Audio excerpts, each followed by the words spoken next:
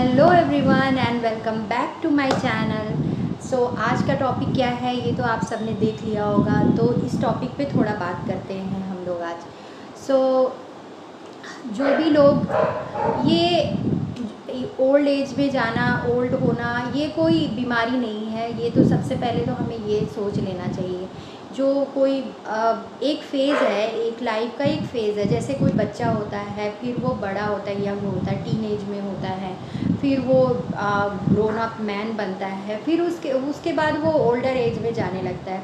तो ये एक लाइफ का फ़ेज़ है, ये हमें मान लेना चाहिए और इस फ़ेज़ को भी बहुत अच्छे से एंजॉय करना चाहिए, क्योंकि यही वो टाइम है जब आपको अपने लिए सबसे ज़्यादा टाइम मिलता है और आप अपने आप को एक्सप्लोर करिए। आप किस चीज़ में सबसे अच्छे हैं। ख़ास करके महिलाएं जो कि बच्चों की जिम्मेवारियाँ जैसे जैसे वो होता है, टाइम जाता है, वो कम होने लगता है। तो लाइफ को एंजॉय करिए बहुत अच्छे से। तो सबसे पहले बात तो जैसे जैसे हम ओल्ड एज में जाते हैं, तो हम 40s में या 50s में जो लोग जा रहे हैं, तो सबसे पहले वो हमें रियलाइज़ कैसे होता है कि हमारी स्किन एजिंग से, तो वो स्किन एज करने लगती है, स्किन में रिंकल्स पड़ते हैं, डल हो जाती है, लूज़ हो जाती है स्किन, और बालों की ग्रेइंग शुरू हो जाती है। बहुत की तो थोड़ी और जल्दी भी हो जाती है, 30s में ही स्टार्ट हो जाती है बालों की ग्रेइंग। आजकल तो कुछ पता नहीं चलता है, तो ये ऐसा होता है।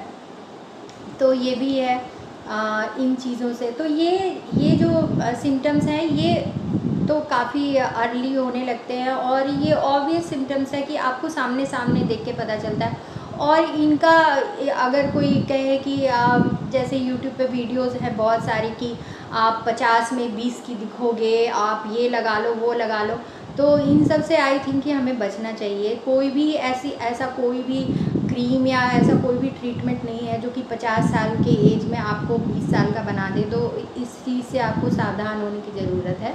हाँ, आप अपनी एजिंग को स्लो डाउन ज़रूर कर सकते हैं। रिंकल्स और जो भी है हेयर की प्रॉब्लम है, इनको ट्रीट कर सकते हैं, इनको काफ़ी हद तक ठीक कर सकते हैं, स्लो डाउन कर सकते हैं। तो एक बात तो ये है। तो इस चीज़ पे मैं दूसरे दिन बात करूँगी। इसके लिए एक सेपरेट वीडियो बना के मैं ज़रूर बात करूँगी, जो कुछ मैं करती हूँ और जो मुझे सूट करता है, जो मुझे इफ़ेक्टिव लगता है, तो वो चीज़ों पे मैं किसी और दिन बात करूँगी। पर आज जो मैं बात करने वाली हूँ, ऐसी एज के साथ साथ हमें ऐसी बीमारियाँ आ जाती हैं हमारे शरीर में जो कि लाइफ थ्रेटनिंग हो जाती है। आजकल देख रहे होंगे कि बहुत कम एज के लोगों को भी हार्ट अटैक की प्रॉब्लम हो रही है, फिर हाई बीपी हो जा रहा है, शुगर की समस्याएं हो जा रही हैं। इस तरह की जो चीज़ें, इस तरह की जो प्रॉब्लम होती हैं, ये हमारे लिए बहुत ख़तरनाक है और इन सब का जो ट्रीटमेंट है वो बहुत ज़रूरी है। तो उसके लिए हम क्या करते हैं, बार बार डॉक्टर के पास जाते हैं। डॉक्टर हमें बोलता है कि आप ये खाना बंद कर दो, शुगर बंद कर दो, आप ये बंद कर दो, आप वॉक पे जाओ, आप एक्सरसाइज करो। तो हम क्या करते हैं, एक साथ बहुत सारी चीज़ें एक साथ स्टार्ट कर देते हैं और वो काफ़ी वो उन चीज़ों को हम कंटिन्यू नहीं कर पाते। वो थोड़े टाइम के बाद हम कुछ चीज़ फॉलो करते हैं, कुछ चीज़ छोड़ देते हैं। तो हमें क्या करना है, ये सब लोग जानते ही हैं कि prevention is better than cure. ठीक है, तो हम कुछ ऐसे प्रिवेंटिव मेज़र लें कि जिससे कि क्या हो कि हमें ये बीमारियां ही ना हो। ये सबसे ज़रूरी है। तो उसके लिए हमें क्या करना चाहिए कि अपना जो लाइफस्टाइल है, जो हमारा रोज़ का जो हम रूटीन है, उसको सही करें। तो इसके लिए ज़रूरी नहीं कि आप बहुत हार्डकोर एक्सरसाइज करें या फिर आप खाने में सारी चीज़ें छोड़ दें। ऐसा नहीं, मॉडरेट वे में हमें कुछ भी मॉडरेट वे में करना चाहिए। वो ज़्यादा इफ़ेक्टिव होता है और वो ज़्यादा लॉन्ग लास्टिंग होता है। उन चीज़ों को आप ज़्यादा टाइम तक कर सकते हैं। तो ये चीज़ बहुत इम्पॉर्टेंट है। तो इसके लिए हमें क्या करना चाहिए, इसके लिए तो सबसे पहले जो लोग कहते हैं कि हमें एक्सरसाइज करना है और वॉक पे जाना है और ये सारी चीज़ें, योगा करना है, ये तो सही है कि अपने लाइफस्टाइल को सही करना और इन चीज़ों को करना ज़रूरी है। फिज़िकल एक्टिविटी ज़रूरी है, तो ये चीज़ें तो आपको करनी है, मरते दम तक करना है, इसमें कोई दो राय नहीं है। लेकिन जो एक चीज़ और भी हम इम्पॉर्टेंट जो भूल जाते हैं कि हमें अपने किचन में हमारा क्या खाते हैं, हम क्या पीते हैं, और वो सबसे ज़्यादा इम्पॉर्टेंट है। आपका 50-60% जो आपकी बॉडी की हेल्थ है वो आपके क्या खाते पीते हैं आप उस पर डिपेंड करता है। तो ये सबसे ज़रूरी है कि हमको अपना खान पान सही करना है। तो इसको तो आप रूल आउट नहीं कर सकते हैं इस चीज़ को, तो ये तो हमें करना ही करना है, ठीक है। तो उसके लिए हम जैसे विमेन की हमारी क्या आदत होती है कि हम लोग मॉर्निंग में उठते हैं और उठते उठते चाय पीते हैं, और खाली पेट में चाय पीना बहुत ही गलत आदत है, बहुत ही रॉन्ग हैबिट है। तो इसको आपको छोड़ना होगा।